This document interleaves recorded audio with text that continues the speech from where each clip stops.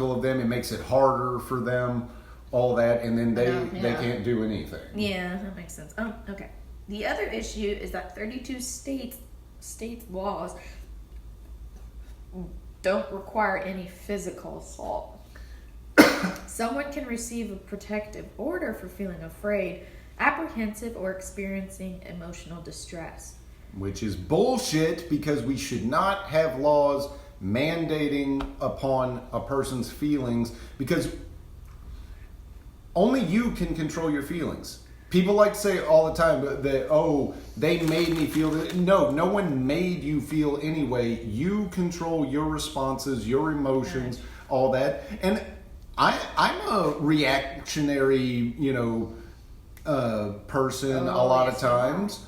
But I own that. That's who I am. I don't run from that and say, you made me feel this way. No, I chose to get mad at you. I chose to, call out your bullshit and all that.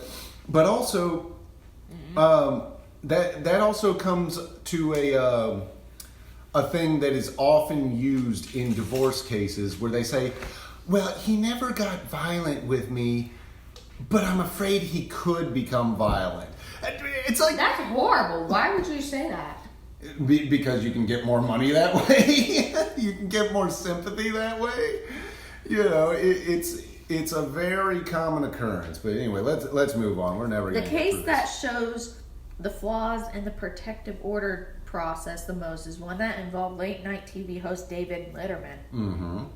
In 2005, a woman who never met the comedian filed for and received a protective order against Letterman because he was allegedly beaming televised code words and seductive eye gestures at her. Oh my God.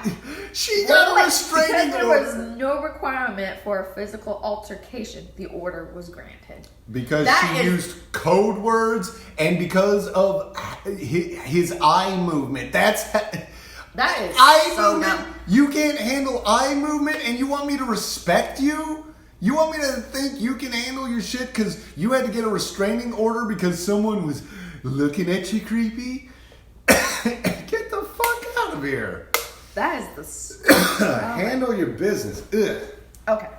So false allegations of domestic violence occur at a high frequency in divorce proceedings. Because you can get more money. There we go. Some people even use this type of tactic as a tool in child custody battles. Yep, you can get the kids too. 25% of all divorces include allegations of domestic violence. The courts in 42 states must consider these allegations while making rulings in custody hearings. Protection orders are clearly meant to offer protection in serious situations. Now, they have been turned into a weapon in divorce cases. This system is ripe for abuse and something needs to change.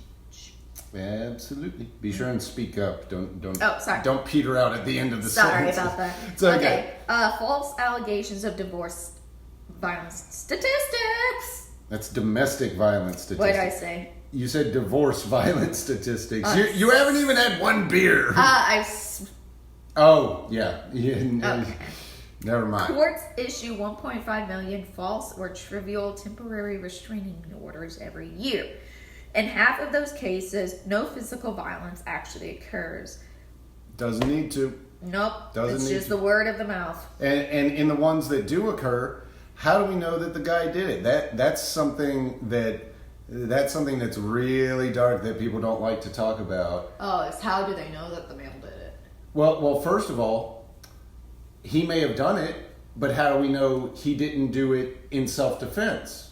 Oh, that is true. Yeah. Okay, that's why I tell guys who, if they get attacked by their girlfriend or their wife or whatever, do your best to just get out of there. Do not swing back. Don't anything. touch her. It's like I'm a martial artist. I'm a complete advocate of self-defense, but in that situation, your best defense is just getting the fuck out of there. I wouldn't risk it. Yeah, get out of there. Don't leave a mark on her. But the fucked up thing is that she can hit herself.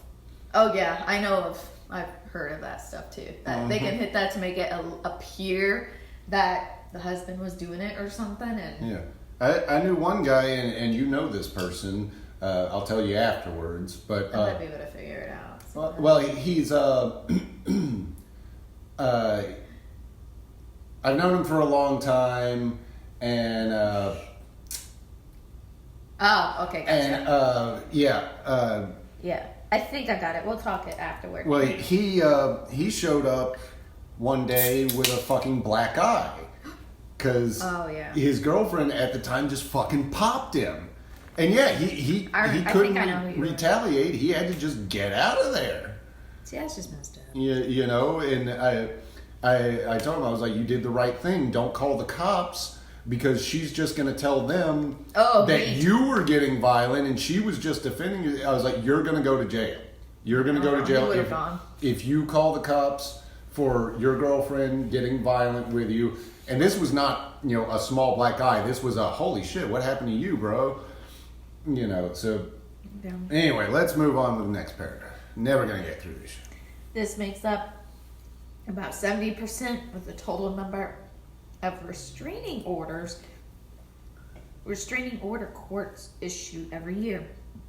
The cost to the taxpayer in each case is approximately, $2,000 to issue, serve, and adjudicate.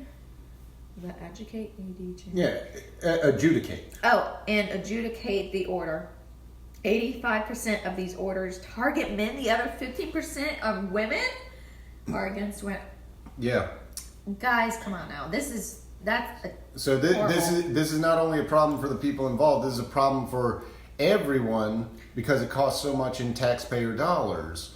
And also, I just like to point out really quick, and I could do a whole video on this next subject, but every time I talk about a subject that drastically affects men more than women, I always have to deal with some shithead saying, well, I know a woman who's had to deal with that. I know, and I'm like, when it comes to domestic violence, the subject is always about women, even though the ratio is about 60-40. Yes, women deal with it more, but the ratio is pretty close to even. But when you have something like this that's 85% affects men, sometimes even up to 97% affects men, like child support, they always say, well, I know a woman who has to pay child support. I'm like, yes, it happens, but why is it whenever something's about even, it's a woman's issue,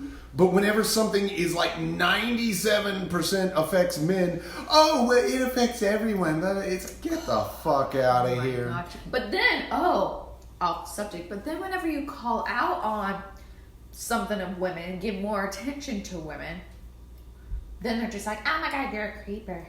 Oh my God, I don't like that. They kind of start. They usually are. Guys who do that usually are creepers. Not always. Yeah, I don't remember. No. Male feminists, guys who, care so much about women's issues and all that, they are creepers. They are saying what they think will get them in. They are fucking slime balls. I'll punch them. Anyway. There are on average 700,000 false charges of domestic violence each year in the U.S. If you assume that each one of these people spends only one night in jail, the cost to the taxpayer in simply housing these criminals is about $60 million. That's criminals in quote. Look, how do you pronounce this word? Municipalities? Yeah. Oh, great. Municipalities could use this money on other services such as schools, hospitals, and infrastructure repairs. Instead, this money goes to prosecute false allegations of domestic violence. Now, let me be clear on our position here. What we're saying, every accusation should be taken seriously. Every accusation should be investigated and all that. It's not. But if it's a false, I think we've discussed this. The accuser should still be reprimanded for the action of causing someone to be falsely accused, because that person's going through emotional distress. Mm-hmm. And I think the accuser, if they are proven or admit to be false, and that's the thing, a lot of times they just flat out admit it, sometimes even decades later. After their abuser has been in prison, all that, they'll just admit. I mean, look at Emmett Till, the kid, the woman accused, it was the black boy back in like the 40s or 50s or something. Okay. This white woman accused him of whistling at her or something like that, and they lynched him. And she admitted, like, just a few years ago, she's like 90 something. I don't know. She's really old. But she admitted that she lied about it. She's not going to jail, though. Well, Bill Cosby is, though. I'm not saying Bill Cosby shouldn't go to jail, but this white woman isn't fucking going to jail. She's so old, she'll probably die in 6 months. I'm sorry. Look at Bill Cosby. He's 9,000 years old. I mean, he's a tough. I'm not, like I said, I'm not saying Bill Cosby shouldn't go to jail, but I'm saying that fucking white bitch should be in jail because at least Bill Cosby's victims are still alive. Yeah, hers is not. Yeah.